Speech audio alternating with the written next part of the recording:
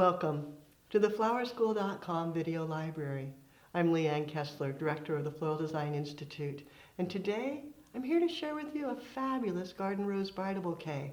I wish you could join me here in the studio. The fragrance from everything is amazing. The inspiration for this bouquet began when I was scrolling through gardenrosesdirect.com and looking at their choices for roses. The one that jumped out to me was Edith, an amazing rose. And I thought, oh, that looks like the blush, but updated. It has so much grand color. Notice sort of yellow, but then peach. Now it's a David Austin garden rose. And one way to know for sure that you're getting the best of the best is David Austin roses are always tagged with their name, their logo, so you know for sure you're getting that. Garden Roses Direct has so many different David Austin roses, but Edith, definitely one of my absolute favorites with that coloration. Now when I bring them in, first thing I do is take them and give them a cut, removing their thorns. Use a rose glove, strip the thorns down, give it a cut, and then let them drink. They need to drink for 4 to 5 days to meet this lushness. When they come to you, they're so fresh, they're tight.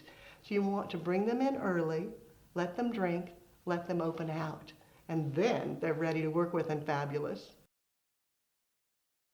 Once I had the beautiful Edith in my possession, oh so fragrant, then I started looking for other spring flowers that would be perfect.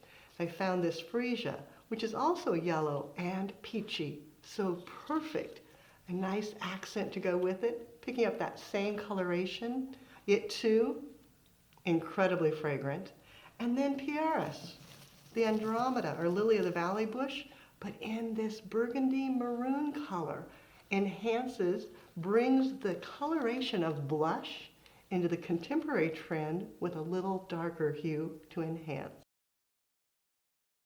To add a little more of that dark wine color and to pick up that kind of bubbly look, I chose some mega bead wire. Beautiful wine, coordinates well, and then just clustered it together into bunches, wired it with an 18 gauge wire, and then taped so that they become little clusters that I can add into the bouquet, bringing in the color of the Pieris up into the flower top. As I begin the bouquet, I take the roses and actually pull off the rest of their leaves. Now when they're hydrating and waiting for that 4 to 5 days, you want to leave the leaves on because they help them to drink more fully. But once I go to design, those are going to be in the way. So I remove them, cleaning them up.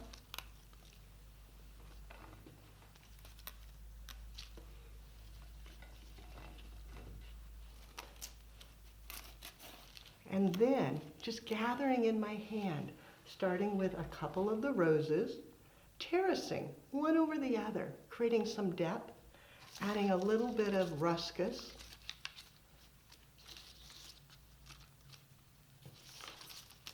And that will just bring in some depth to the design. The roses terraced and then a bit of foliage, then holding it with a thumb and a finger loosely.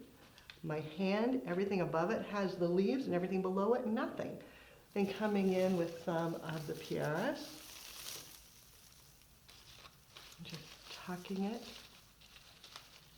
letting it weave around the roses.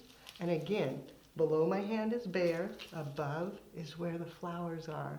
And I can bring in some of the freesia, feeding it right through. You can see how the colors start working so well together. Now I could do a full round bouquet, but on trend now is a little bit looser. It can still be rounded, but you don't want it to be stiff round. So coming out to the side, coming out to the opposite side, adding a little bit of width to the design. Maybe a little more of the Andromeda. And then just adjusting in your hand. Coming back with more of the freesia. Just feeding it in. coming a little to the front so it's not flat. Another of the roses, feeding it through.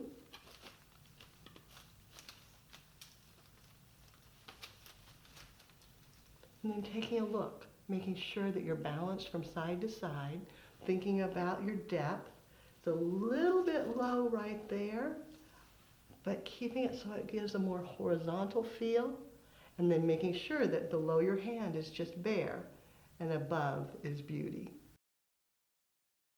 As I'm working, you can go back, add a little more foliage. It helps to support the flowers. Adds a touch of fresh spring green. And over. Pulling in some last bits, letting it trail a little fuller.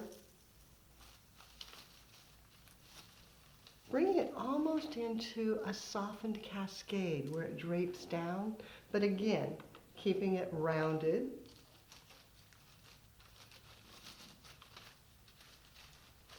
Tucking it in, adjusting. A few more freesia, because they give me great extension. A last few roses. Maybe one more off to the side. Finding the perfect little hole for it, and weaving it in. Maybe one more freesia, coming down through the center, adding fullness in the emphasis area. Then looking. Making sure that the back is as pretty as the front. Maybe one more rose in the back so that the bride sees that. Last bits of foliage. And then tying it off. I like to tie off with raffia. It's a nice sturdy material. It doesn't weaken or stretch if it gets wet. Just wrapping it around 2 to 3 times and then tying it in a knot. Once I have it tied off, then I can go back and add more, feeding in the beads, adding that little bit of bling.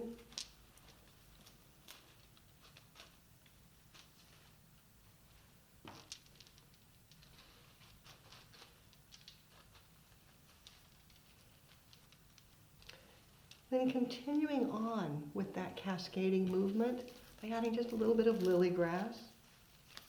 Off to one side.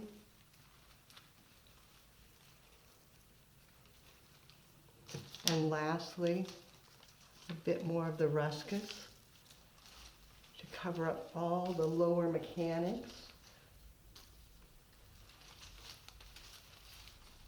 Making sure that the back and the bottom is totally concealed and beautiful.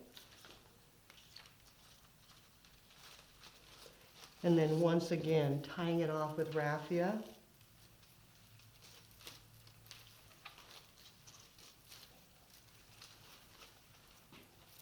Laying it down, tying it securely in a knot.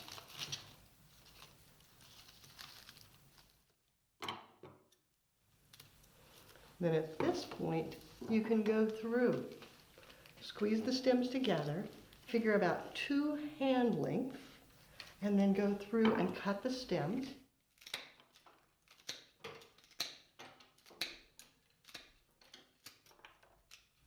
Then for one last bit of on-trend color, copper and metallics are so popular right now. One of my stems flipped in.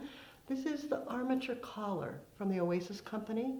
It comes in this square shape, but you can manipulate it, pull it out to a round, put a hole in the center, then just feed it up and over, and then squish it back together, just adding that little tiny bit of sparkle to the base of the bouquet. To do a final covering of my mechanics, I need to conceal the raffia. So I took the last of my beads, and I'm just wrapping them around, concealing, creating just a little more excitement on the back. Then twisting it together, tucking in the end. Now the back is just as beautiful as the front. A special thanks to GardenRosesDirect.com for providing these fabulous roses. They're so fragrant, so long-lasting, so fabulous. I can't use that word enough. For more creative inspiration, check out the website, flowerschool.com.